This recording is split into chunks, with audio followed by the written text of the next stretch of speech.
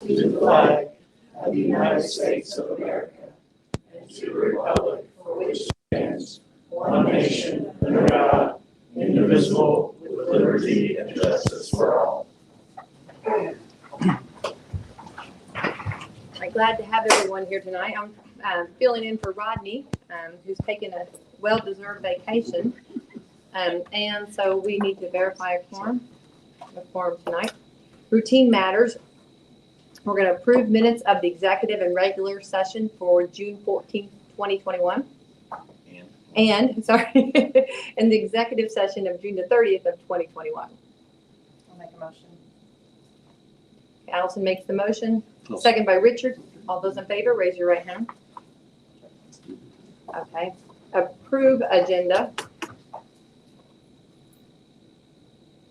Okay, Ray makes a motion. Second by Mark. All those in favor, raise your right hand. Approve claims to date. I'll make a motion. Okay. Allison makes the motion. Second by Becky. All those in favor, raise your right hand. Okay, approval of personnel and ECA resignations. Special ed teacher John Stump, resignation from Salem Community School Director of Convergence and Innovation. Dwayne Davis, resignation from Brady Schramm, music teacher. Christina Worley, resignation from Brady Schramm, instructional assistant. Ashley Williams, resignation from full-time Salem Community School bus driver to sub-bus driver. Zach George, new hire, strength and conditioning teacher coach. Nick Roby, new hire from Brady Schramm, 4th grade teacher. Ronnie Hobbs, new hire, Brady Schramm Elementary, 5th grade teacher. Austin Roberts, new hire, Salem Middle School special ed math teacher.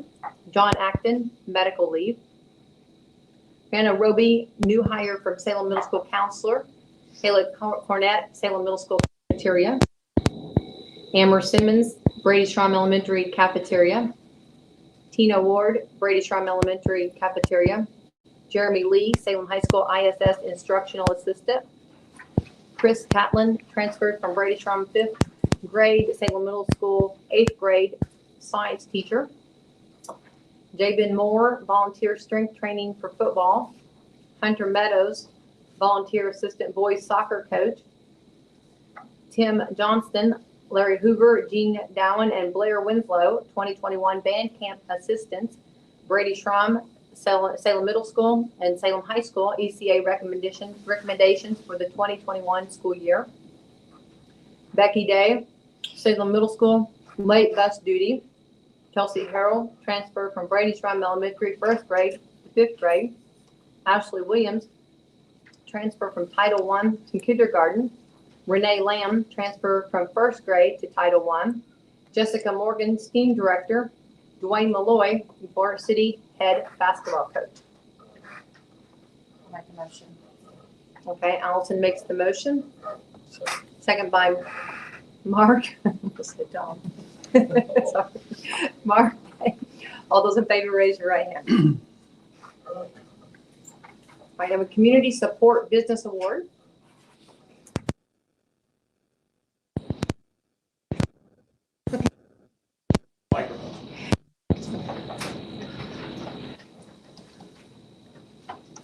So this month, our Sagamore Salem Award is going to go to John Jones Auto Group. So if you come up, it says, hereby John Jones Auto Group is committed with your support to the students and staff of Salem Community Schools. Hereby John Jones Auto Group is deemed a forever family member of Salem Community School System for their commitment to students, staff, and the community of Salem. And hereby, John Jones Auto Group is awarded our most prestigious honor, the Sagamore Salem Award for selfless dedication to the field of education, the state of Indiana, Washington County, and specifically Salem Community Schools. Thank you. You're welcome. Can I get a photo? Yes. I'm okay.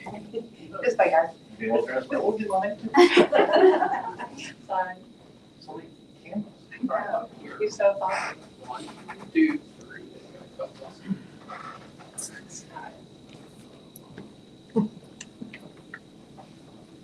Oh, thank you. Thank you. Yeah, thank you all very much. Thank you for your service, and you all, I know, volunteer on this board, and I know it's a lot of work, so thank you for what you do. Thank you, John. Thank you, John. Congratulations to John Jones Auto and all that they do for our community. For action items, consider approval of increase employee wage. Do we have any comments? No.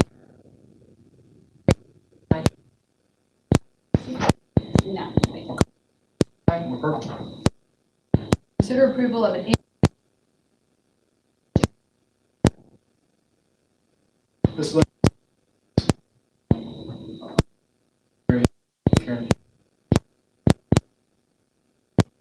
for the next meeting, but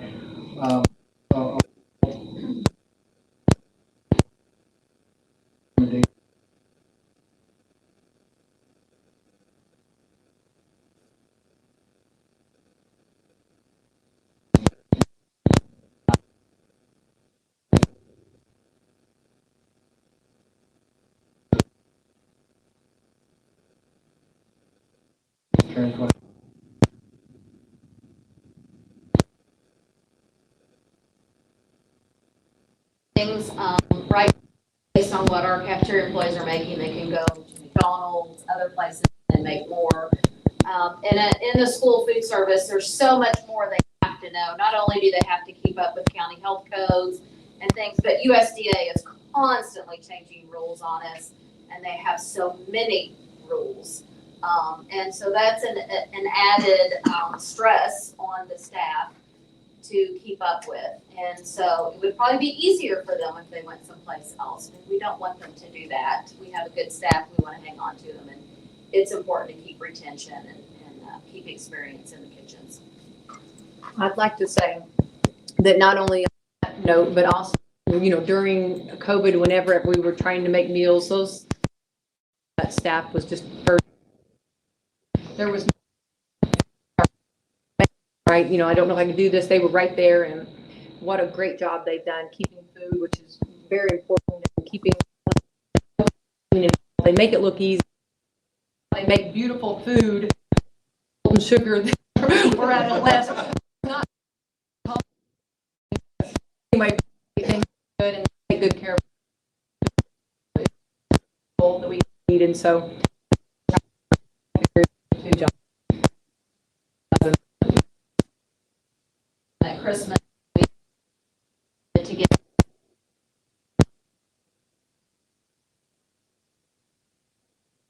meals, and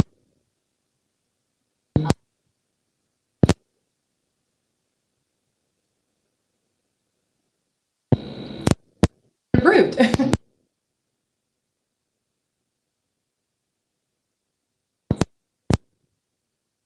All those in favor, raise your right hand.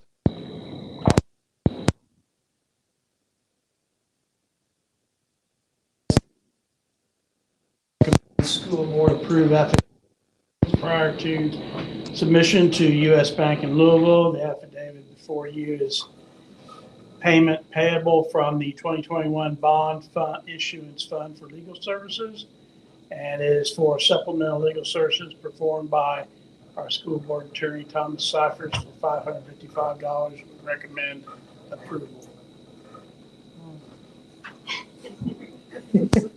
Awkward pause and awkward pause.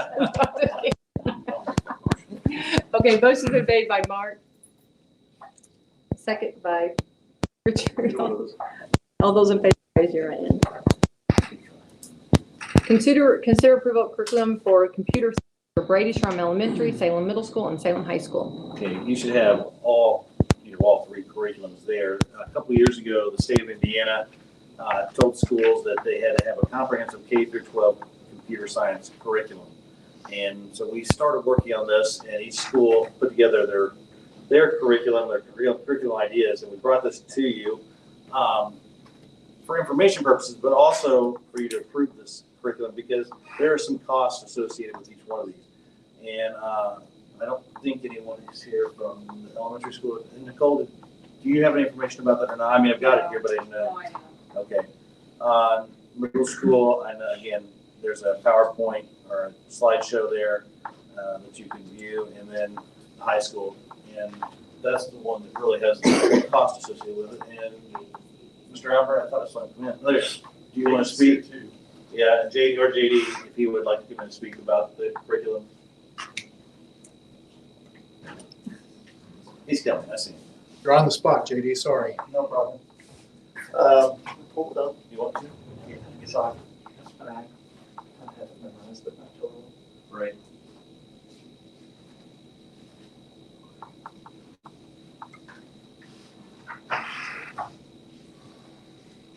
So a couple of things we got to think about when we're doing CS computer science. A couple of things is how we're going to reach kids.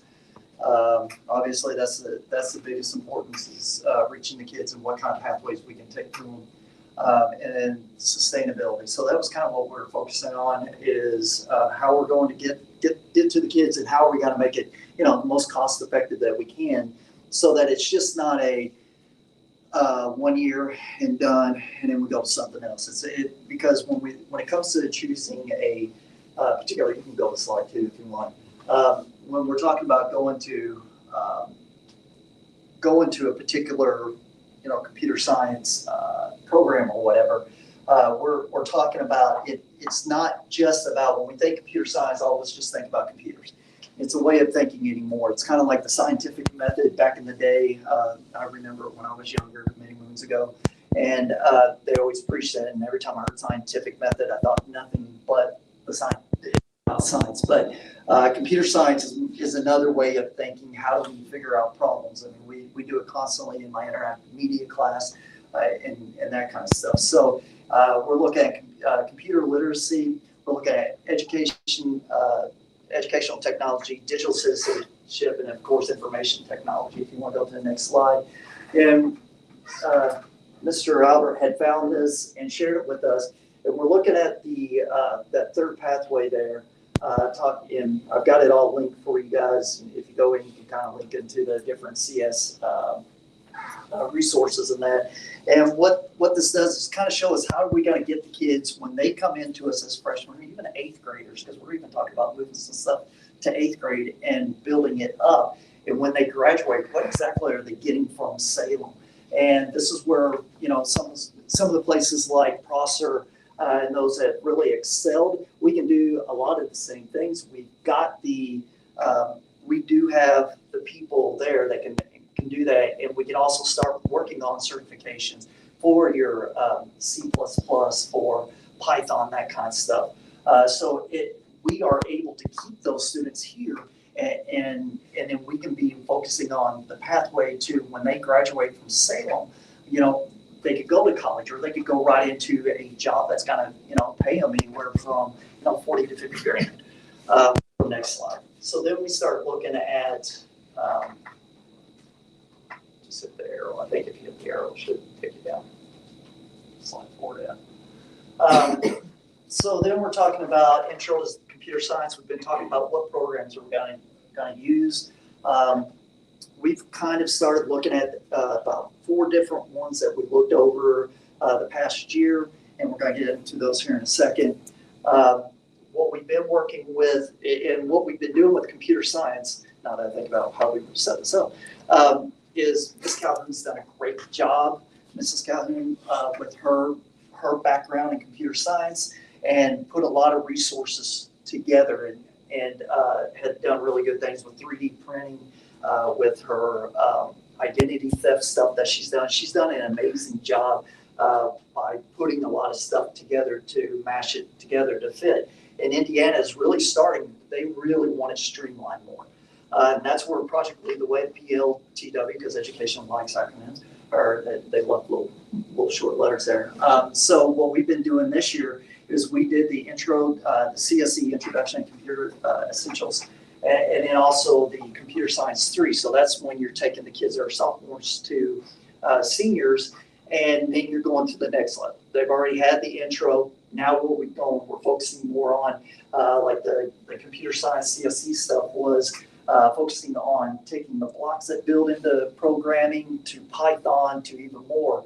The cybersecurity, which is a huge field. If you've been on Facebook or anything, those ads pop up all the time, and it's always out there. And we focus on, what are some of the things that we can do on the back end to try to help make sure that if there is a problem or looking for problems, what do we do to contain them, maybe even to fix them?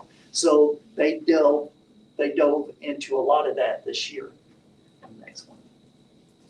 So where are we going? So we looked, like I said, we were looking at four programs. You had PLTW, you had Codelicious, you had Code.org, and Code High School. They can both be taught as a regular class or as AP. We're still doing research, but I think we've kind of got it narrowed down to where we're going pretty much. So then let's go next slide because we're kind of go through this.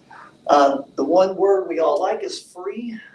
Code.org is free with curriculum, but you don't have all the other pieces with it going into the online piece where they have like cybersecurity. We don't want them going into our network. So what Project Lead the Way and some of the other ones do, they have their own virtual networks that they go in. If they mess up, guess what? It doesn't hurt us. So what we would have to do with Code.org is we would have to probably build our own network or find those virtual networks that we would have to pay for where they're not in. As you can see, there's several different levels. Code.org does a really nice job with their curriculum. Their lesson plans are really teacher friendly. I've used it. I've worked with it. You're still talking about $1,000, $3,000 every single year with labs, with equipment, and that kind of stuff. Let's go next slide. With Codelicious, we started talking there. You're talking about a $3,500 high school license. Again, they're really good. They're very new. They just kind of started off, so they're kind of limited. One of the things that kind of jumped out at me that I love is the game development. I've actually started talking to a gentleman from New Jersey that is big into with esports and that kind of stuff and developing programs, which we were one of the first ones in the 812 area code that actually had an esports team. We've been doing it for 3 years now. So they've got that piece in there. We're talking about Java, Python, and JavaScript. One of the things I didn't like, no cybersecurity. I think cybersecurity is such a huge piece for our students that we need to have that. Let's go to the next one. Code High School, I kind of put a graph on there. It kind of shows you they've really got, they've really thought about this. They've really worked hand in hand with Indiana. We're probably, this is Code High School, sorry. Code High School is one of those that has hand in hand with Indiana. It's about $5,000 a year for a site license, which would cover us fine, perfectly well. And a 3-year, it's even less than that. Also talk about certifications with this one, which is what I really like, the fact that our here was type of and they have a lot of different courses, as you can you can see it. And one of the pieces is cybersecurity. I also took a couple of their boot camps every year. I like to go into different programs. I've done Code.org the past 2-3 years. This year I was really focusing on Code High School and to go through it as a student. So I spent about 6-7 weeks working as a student just to see what it does and how you work on it on a student level. And I also used it for our web design this year because they have a free piece and I have enough knowledge that I get, even though I couldn't get all the things that you could have for grade books and all that kind of stuff because it was free, I was still able to know what I was doing to get them moving in the right direction. In fact, one of the girls, one of my students this year, she actually got I hooked her up with the Humane Society and I think she's been helping their website. So she's actually been doing that. She actually developed because I told her, I was like, what would you want to do as a final project? And I kind of gave her that choice. Ended up, she did our computer science site, which we're going to be rolling out once we do all this. And it kind of gives what we're doing in computer science. Let's go to the next one. A is a beast. I spent 2 years learning it. I've developed a lot of stuff for it. And it was a lot to learn. I have my certification in it. It's a $2,000 a year module for just the module itself. So CSE is $2,000. Cyber was $2,000. So for 2 courses, 10 students, $4,000. And then of course there was also $1,000 for virtual labs for each one of those. So 3,000 times 10, or 3,000 times, so 6,000. So there's a lot, it's a great program. I don't want to get wrong. If you would have talked to me a year or 2 ago, I would have been banging my head against the wall about it, but I've grown to love it. It does a really good job for what it is, but is it sustainable? And that's my biggest question is, do we want to spend, because we're not talking about now just CSE, cyber, we're also talking about principles. And then we're talking about possibly adding more courses. So that's going to be about 3,000 every single time. So you got to think about that. Then we'll go to the next one, which is the last slide. Esports opportunity. We had talked about earlier, towards the end of the year about getting actual gaming computers. We've got consoles right now. Right now our kids play Rocket League, Forza, and Smash. Those are the 3 games. With the IHSEN, there's more games, but we don't have gaming computers. So I talked to people that do our work with us, getting new computer equipment and that kind of stuff. And one of the things I'm hoping to expand with esports, because we've got the STEAM lab, that's got to be in there as well. We've got a real golden opportunity to become a really premier esports team in this area. Right now, South Dearborn's done a really good job of developing theirs. They're playing all the games because they put the investment into esports, and they just played a national. I'm not sure if they faced Carmel or not, but they were playing in the nationals. They won state. We have 2 divisions. It's kind of like IHSA things, just esports. And we play in the lower division. I shouldn't say lower, but the smaller division. And our kids that are really enjoying it. We've got a mixture of kids. It's not just sports guys or sports ladies. It's the ones that might not be actually involved in extracurricular stuff. This is another avenue for them to come in. We've got a good mixture. We're missing out on Overwatch. We're missing out on League of Legends. League of Legends is one of the ones, if you go to ESPN, every once in a while you'll see it's on. You're talking about millions upon millions of dollars these people are playing for on these sports. And Rick Fox from the Lakers started an esports team. He was one of the biggest ones to put an investment into it because his son was interested in playing video games. This was one way for him to reach out to his son and start getting to know what he's doing. And now it's a multi-million-dollar business.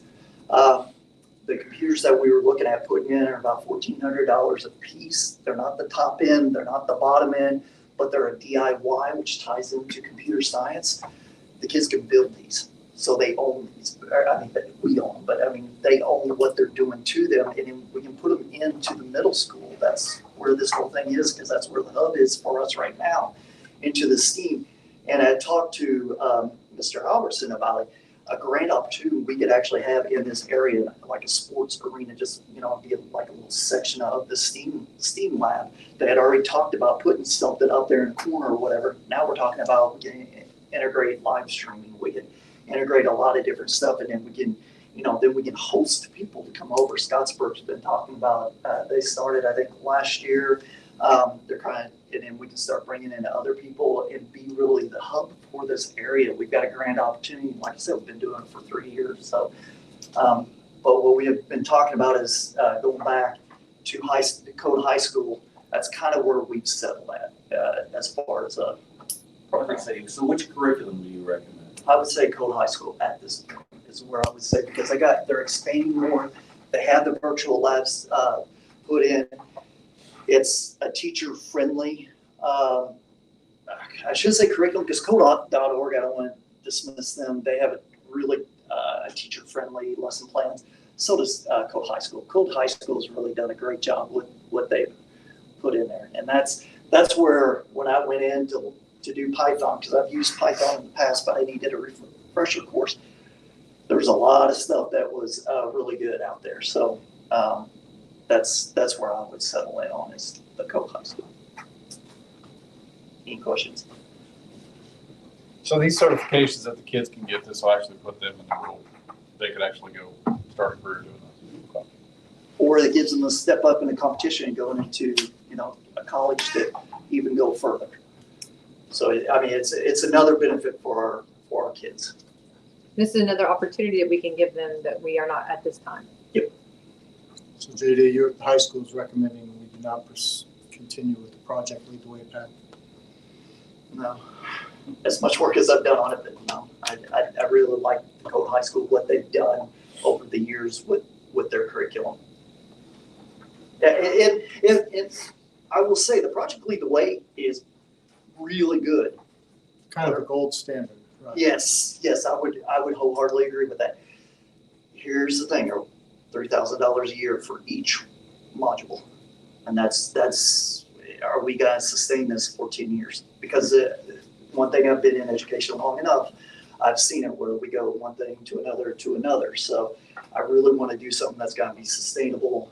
The kids in, middle school's doing Code High School, as a sixth grader, when they graduate, 6 years, 7 years, can't do math.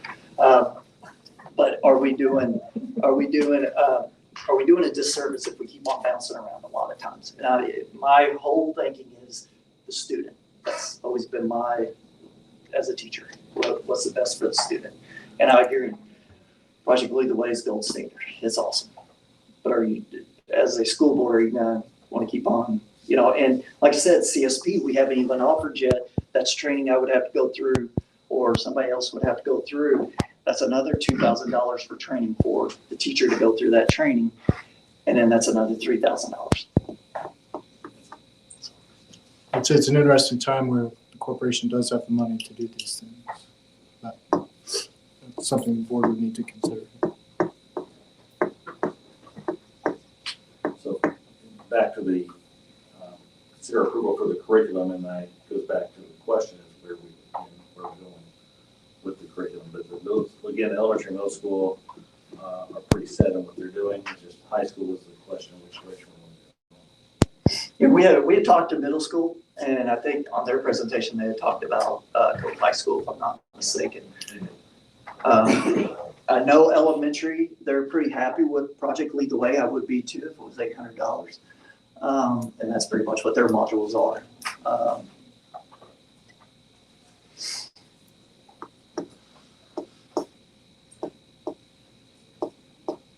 So are we going to get approval tonight then, right?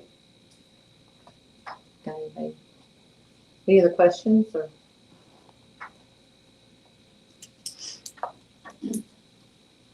I think it's exciting. Yeah, I think if it's something that we don't know if we don't try. I mean, could open up a lot of new doors. All right, so can I get someone?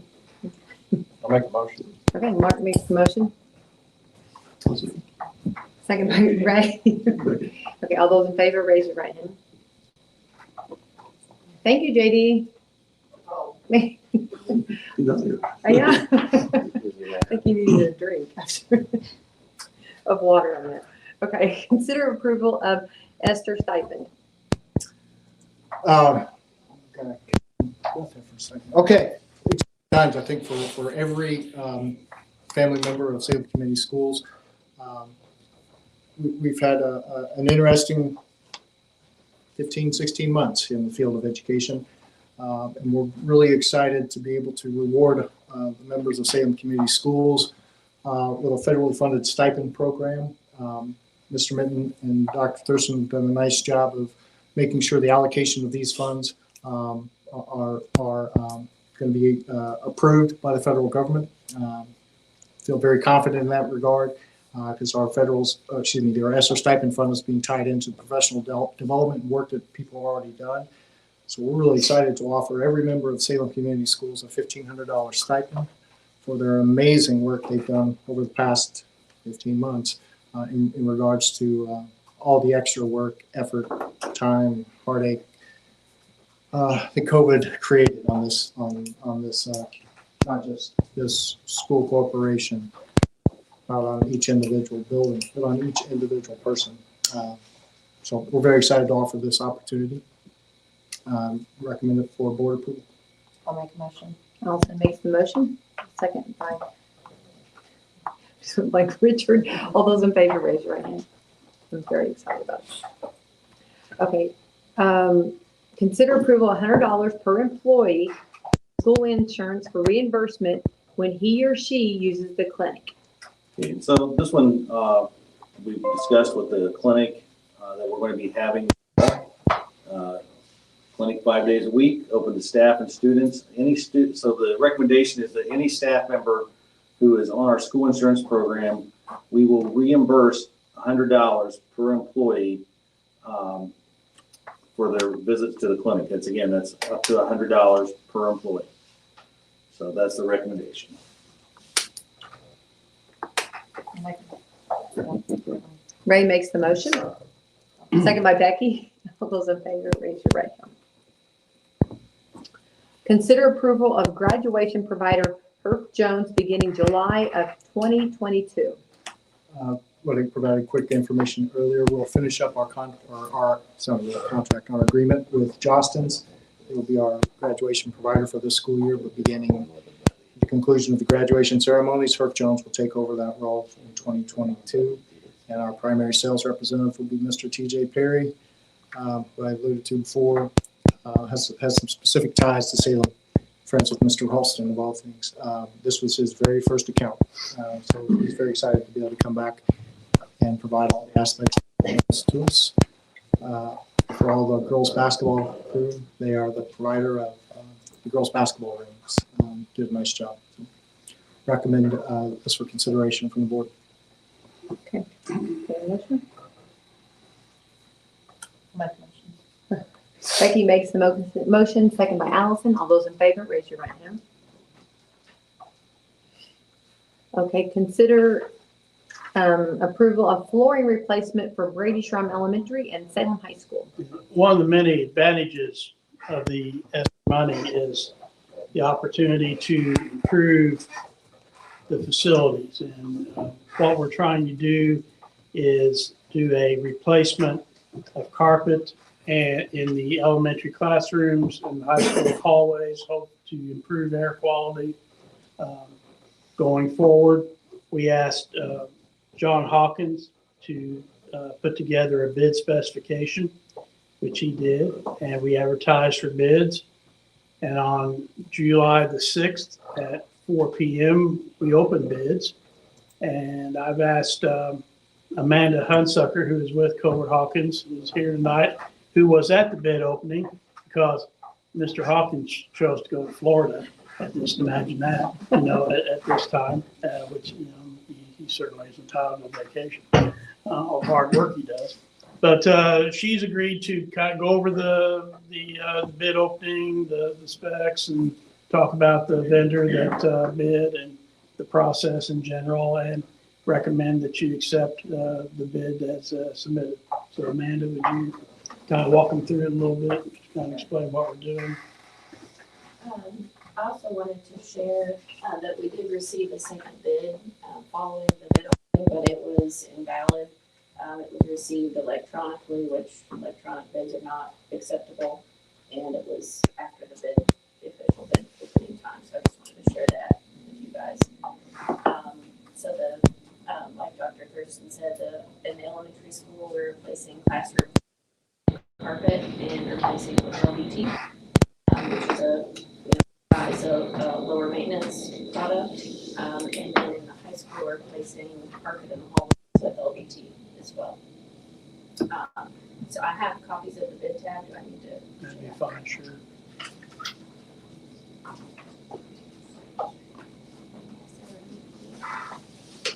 So the low bid that we received was from Better Construction. The base bid was $632,000. We had an alternate number one for elementary restroom flooring. The base bid for that was LVT. We felt like it was an acceptable product, but porcelain more of a sanitary, long-term product. And then alternate number 2 at the high school. And the base bid was for LVT, and the alternate was for Horizon Tile, which is a lower maintenance product, but also more similar aesthetically to the Fritz tile that's already in the hallways.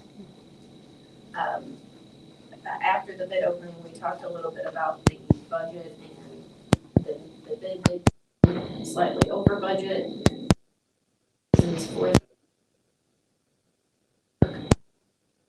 done by flooring. Part of the schedule would be done during then they're going to be so we're paying a premium for that work to happen during nights and weekends. And so the plan is classrooms would be done almost like musical chairs, so each room would be turned over each night. So the general contractor would be responsible for moving furniture out of the classroom. The general contractor would do the demolition of the existing flooring, floor prep, put new flooring in, move furniture back home in the evenings after kids are gone for the day. So, as I'm sure you can imagine, it's a pretty extensive process to happen throughout the evening and weekend hours. So that's the little bit of the premium that we're paying for. Excited. We did include, as part of the specifications, we did include the breaks. So we have fall break, winter break, and spring break, and then we told them when summer break would start next year, with an idea of that. So they can use those windows where they can come in during that time and work, well, I would say a little more messy work, or they wouldn't have to clean up every single day. So that allows them to be a little bit more aggressive in their scheduling. But the rest of the work would have to be done evenings and weekends. Again, remind everybody, this is using ESSER funding. So we're traditionally not paid premium prices, but we have the ability at this point. How old is that carpet? We did that in stages, the old CPF plan. And I want to say around 2008 maybe, or 2009. Yeah, it's been a while. It's been a long time. It's coming apart at the seams. Yeah. It's hard to, it's seen about seen the life. It's gonna see, so. Yeah. And this will be good for the environmental aspect of Yeah. cleaning. So is the recommendation to accept either or both of the alternates? To me, that's depending upon the budget. I think the base bid products would be, The recommendation was accepted. Yes. Base bid, alternate 1 and 2 is a recommendation. All right. Motion. Ray makes the motion. Second by Allison. All those in favor, raise your right hand. Okay, congratulations. Thank you. Okay, consider approval of back-to-school plan and resolution for the 2021-22 school year. So a pretty broad-based plan that will, Mr. Browning, I'll make sure we get this to you. We've worked in conjunction with East Washington Paoli School Corporation, so our plans are probably going to mirror each other when they're all published. What we're going to do is begin the process of trying to get things back to normal with our school corporation and the environment for our children and staff. I guess the first thing that will catch people's eyes that we will be recommending that masks are optional to begin the school year. Put in instead of reading it each word by word, line item by line item, say that this plan will be reviewed all the way up to not just at the beginning of the school year, but throughout the entire 21-22 school year.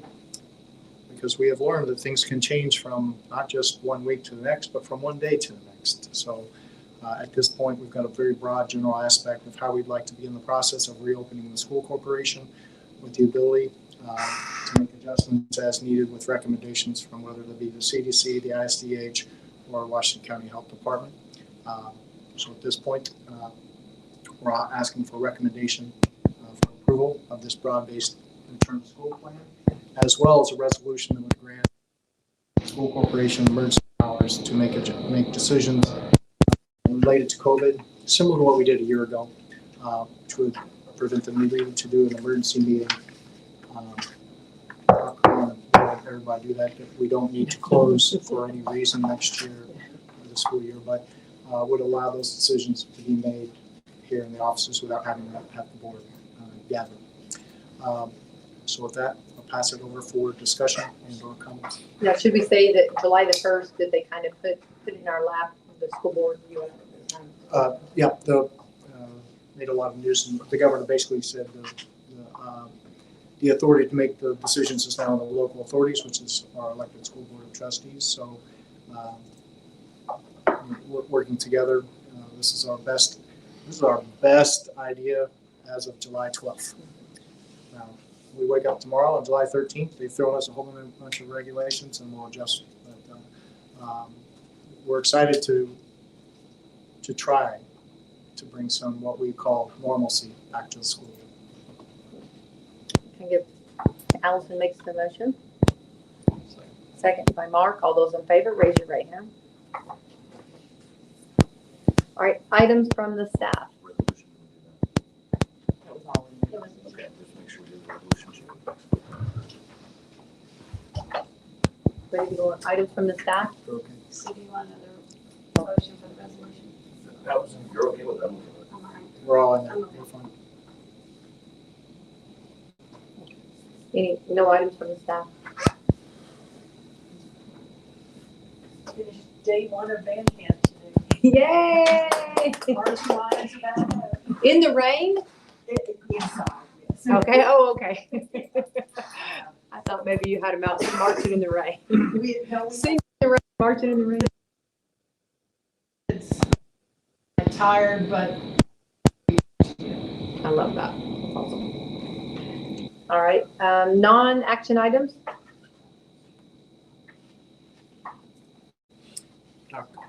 I put some information in your packet, just general information with the upcoming budget process. This is preliminary information.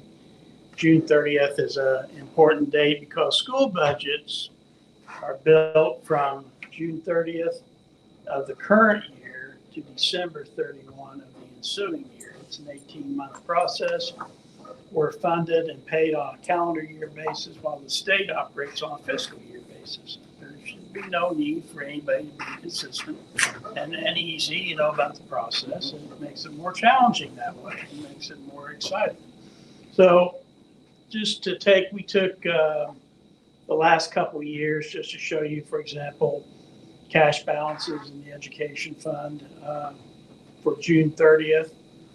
And we're trending in an upward direction, which is positive, as well as in the operations fund.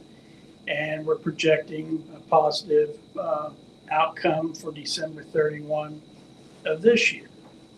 The assessed valuation, we think will trend up a little bit this year. We hope it will trend up a little bit this year. We won't know that until August. And our enrollment is based on projections from the state. We're hoping that we were going to level off a little bit more this year, but I went ahead and used the state numbers, which still projects positive funding for us. There are two levels of funding for 21-22. There is a full per student funding per ADM of $621.77 for the foundation and complexity factors of the school funding formula for non-virtual students who are in person. And there is a $5,628.50 funding for foundation complexity factors for virtual students who are not in person. So there's the 15% difference. It amounts to about $993.27 per student. So every student that is not here amounts to almost $1,000 in funding to us. So just a snapshot. We'll get into it a lot deeper as we get closer to the end of July and beginning and into August. So I just want to give you some initial information at this point. No action, just Appreciate that. information. Good information. Thank you. All right, the superintendent's report. Do you have any new board business? Oh, sorry, new board business. Okay, I'm gonna ask, I have an audience member, Ms. Sackett, could you go get Andrew for me? It'll make sense here in a moment. I've got a few things I wanna bring up. He is not here to support resignation of Mr. Scott as our Director of Digital Convergence and Innovation. Just want to publicly be able to thank John. We hired him about 1 year ago, right now, and said, build us an online program and you got 2 weeks to do it. Took on that challenge, and I won't go into all the specifics, but Doc will nod his head as soon as I say this. Ballpark $6,000 a kid at over 400 students. That's a rather significant amount of money that we were able to retain for Salem Community Schools. That's the financial aspect. The curricular aspect is we provided a product and a service to kids that we had other school corporations call, email, how are we doing this? Although he is not here, he has accepted a position as an assistant principal at South Putnam High School. Our loss is their gain. John is a people person, and for a long period of time, his office was in the dungeon. We finally got it renovated, it looks very nice, and then he leaves. I would thank John for all he did for us and his services to community schools. Mr. Jones comes to say thank you. I've never got to meet you yet, but office and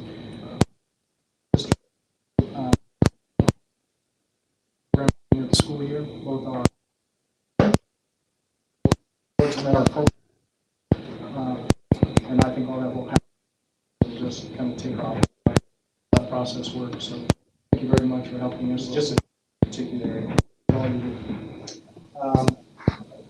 Alluded to just a little bit, and I won't want to steal thunder because this will really be for the next board meeting. Ms. Lipka, could you just give like a 30-second explanation where we're headed with school lunches? So this time last year, I came to you and got approval for the elementary to be what is called a CEP, Community Eligibility Provision. What that means is at least 40% of our student population is directly certified.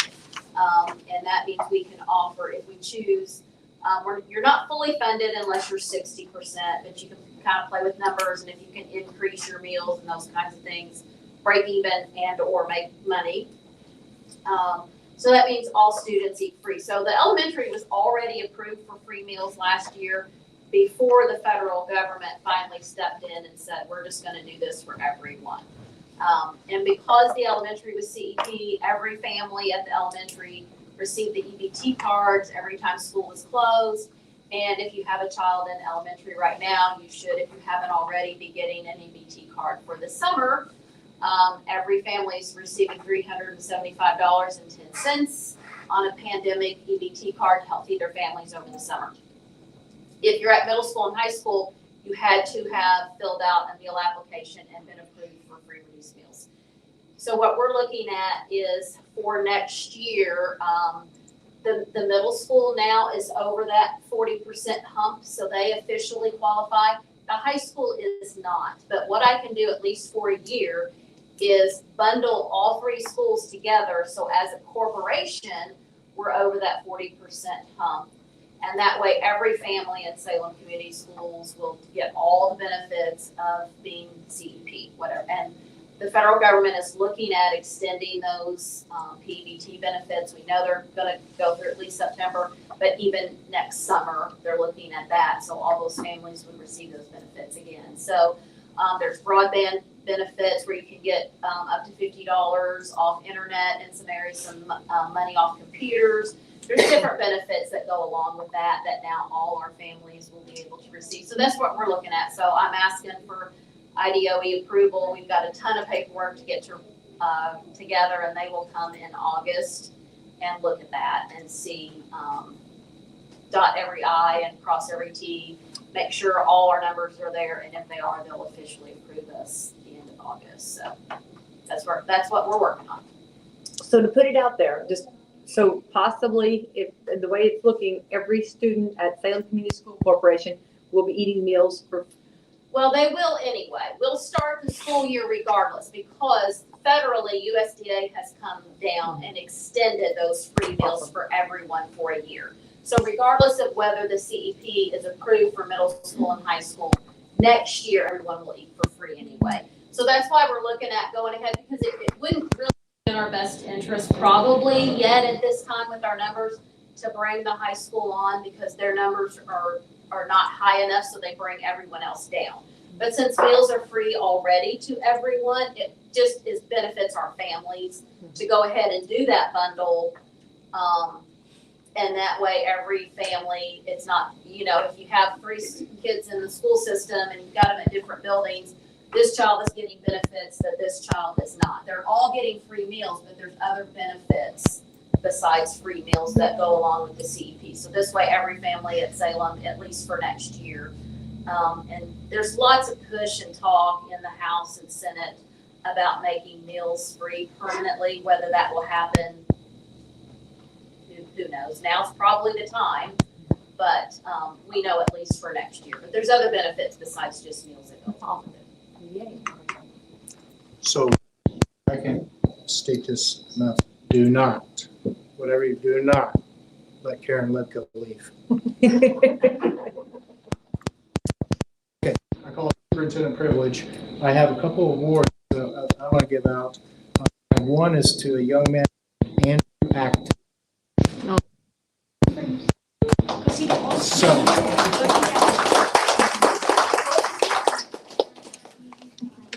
So let me read. Andrew's getting a Sagamore of Salem.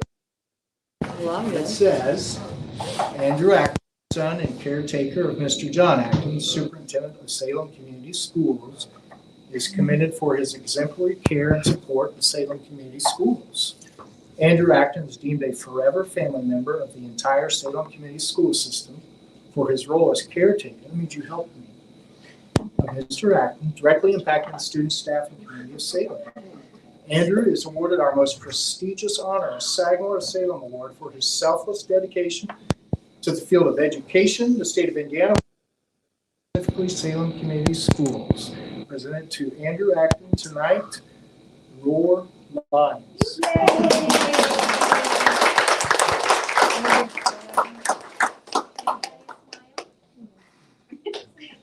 Nice smile. See, you have your mouth open. Okay, thank you. I've got another for Blondie.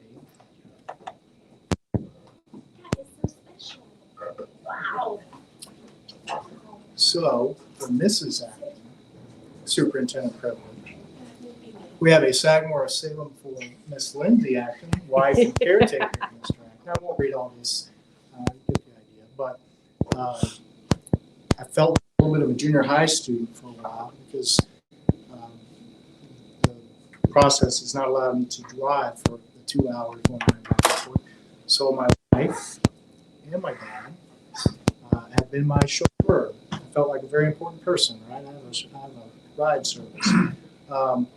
Because she has taken care of me and my dad, and the support network's been invaluable, it's allowed me to continue to do things and try to help push things and provide the services that I need to provide for Salem Community Schools. And I could not have done that without you.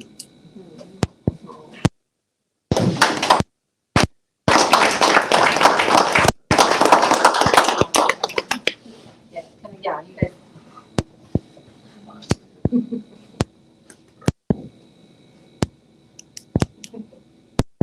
Make it better, you guys. Give me a second.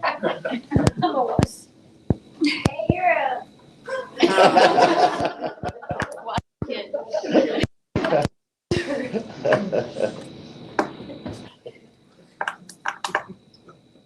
How about we bring the little guy in for all three of you? Come here, AJ. Come here, honey. the photo op, you know what to do. He's in. Yeah, he's definitely in for that. Can I get it too? Wait, can I Sure. Oh, Okay, Jay. Sorry, you don't know how popular you are.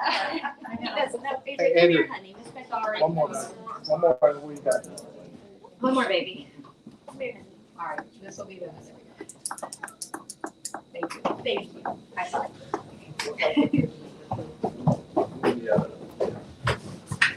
I just have one more thing, guys, and I thought it would be easier. Mr. Browning, I'll send this to you as well. We approved it earlier, but wanted to just kind of explain a few things. It said medical leave. So I'll share this with the staff tonight. I figured if I wrote it down, then it would be easier for me to get through. On Monday, July 19th, I will be moving to medical leave as I continue my journey with cancer. The day-to-day operations of Salem Community Schools will move to the trusted and capable hands of Assistant Superintendent Dr. Kim Thurston. You've got an upgrade. Salem. The goal of myself, my family, and medical team is to complete treatment and recovery plans in order to have the best chance to defeat cancer. For the sake of my personal family, as well as Salem Community Schools, I grudgingly concede that medical leave is the best strategy for immediate, long-term, and sustainable success. I don't like to admit that, but that's where we are at. I will continue to collaborate with Dr. Thurston on corporation matters and promote Salem Community Schools to everyone I come in contact with. Interestingly, side note, we came in someone who Mr. Jones was talking up your car dealership just yesterday. And we got to promote your dealership in Salem. It is an exciting time to be a Salem Lion. We had key personnel additions tonight, a STEAM director, which has the ability to transform our academics and our athletic strength and conditioning coach teacher, who is going to help transform our athletic programs. Construction is going to begin within the month on the new FEMA safe rooms, fine arts, and STEAM centers. Upon completion, Salem Community Schools will be the only school corporation in the Midwest to have a safe room tornado shelter capable of protecting every student and staff member in the corporation. These facilities will extend to the protection and shelter of the entire community of Salem during non-school hours. Pretty phenomenal project that's about to take place. On behalf of my family, I want to thank everyone for support and encouragement we have received during this journey. I am hopeful that a full recovery is obtainable, so I'm going to return to work at the best small school corporation in the state. Thank you.